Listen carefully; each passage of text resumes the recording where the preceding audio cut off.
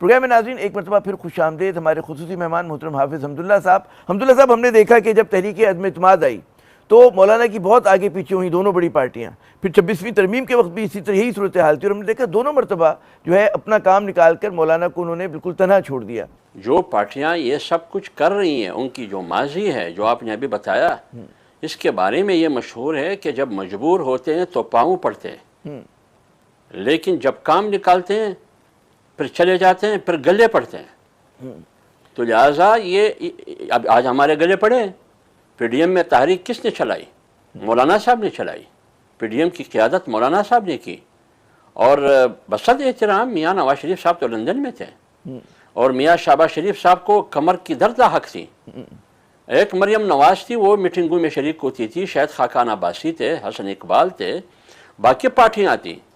لیکن اس وقت ہمارا ایک ہی نقطہ تھا، 26 نکات تھے، لیکن سر فہرست نقطہ یہ تھا کہ اسٹیبلشمنٹ سیاست میں مداخلت نہ کرے. لیکن ہوا کیا؟ نقشہ آپ کے سامنے ہے. سب سے پہلے اسی جنرل باجوہ صاحب کو ایکسٹینشن نہیں دیا. گجرانوالے کے جلسے میں میاں صاحب نے جنرل فیض کا نام لیا، جنرل باجوہ صاحب کا نام لیا، لیکن پھر اسی میاں صاحب نے خواجہ اسف کے ذریعے اور پی ایم ایل این نے ایکسٹینشن کی لیے دعائیں بھی مانگی اور ایکسٹینشن میں بھی بھرپور حصہ لیا. پیپلز پارٹی نے بھی لیا. پی ڈی ایم میں جمعیت علماء اسلام شامل ہوتے ہوئے جمعیت علماء اسلام نے اس ایکسٹینشن سے مخالفت کی، برملا مخالفت کی. اور مولانا صاحب نے آن دا فلور کہا بھی ریسنٹلی 1-1.5 مہینے 2 مہینے پہلے کہ میں ایکسٹینشن کے خلاف ہوں. ایکسٹینشن جج کی ہو، ایکسٹینشن جرنیل کی ہو، ایکسٹینشن کسی بیوروکریٹ کی ہو، اس کے میں خلاف ہوں ذاتی طور پر.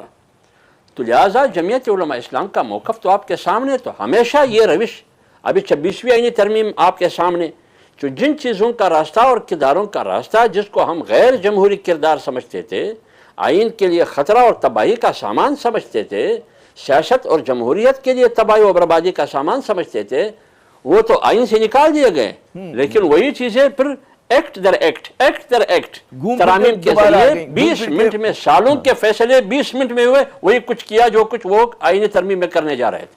اچھا، اب یہ بتائیے کہ 2 روز پہلے جو آپ کو اور پی ٹی آئی کا ایک مشترکہ اعلامیہ جاری ہوا، اس میں تاثر لگ رہا ہے کہ جی جو حزب اختلاف کی جماعتیں وہ پارلیمنٹ کے باہر جو ایک دوسرے سے تعاون کریں گی.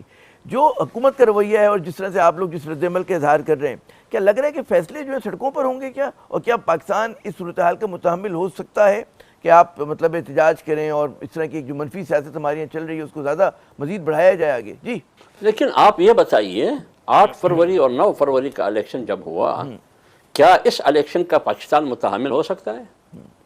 کیا جو آئینی ترامیم یا قانون سازیاں ہو رہی ہے، جس جلد بازی میں تیز رفتار ٹرین کے ذریعہ 20 منٹ میں قانون سازیاں ہو رہی ہے، کیا یہ پاکستان کی استحکام کے لیے، یہ ملک کی استحکام کے لیے، یہ قوم کی مفاد میں، یا ایک شخص یا 2 شخص کے مفاد کے لیے؟ یہ کس کے لیے ہو رہے ہیں؟ تو لہٰذا استحکام پہلے تو یہ بتائیے کہ استحکام ہے یا نہیں. اگر استحکام ہے پھر آپ کا سوال بنتا ہے. جب روز اول سے استحکام ہے نہیں اور آپ کی پارلیمنٹ اور حکومت عدم استحکام پر کڑی ہے، وہ سیاسی عدم استحکام ہو، معاشی عدم استحکام ہو اور سیکورٹی عدم استحکام ہو، آپ کی پوری ملک اسی پر کڑی ہے. درست. اچھا یہ بتائیے گا پھر آپ کس استحکام کی بات کرتے ہیں؟ جناب تو ظاہر ہے کہ سیاست میں ہماری عدم استحکام ہے. یہ بتائیے کہ مولانا نے عمران خان صاحب کی رہائی کا بھی مطالبہ کیا، ان پہ جو جیل میں سلوک ہو رہا ہے اس پہ بھی انہوں نے تنقید کی.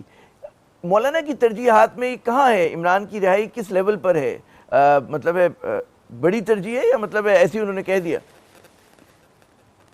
دیکھیں میں میری بات سنیے، وہ تو مولانا صاحب کی بذات خود مولانا صاحب کے الفاظ میں نے نہیں سنی. البتہ مولانا صاحب نے یہ کہا ہے ایک پریس کانفرنس میں کہ میرا جتنا بھی بڑا حریف ہو وہ جیل میں ہو پھر میں اس کے خلاف نہیں بولوں گا.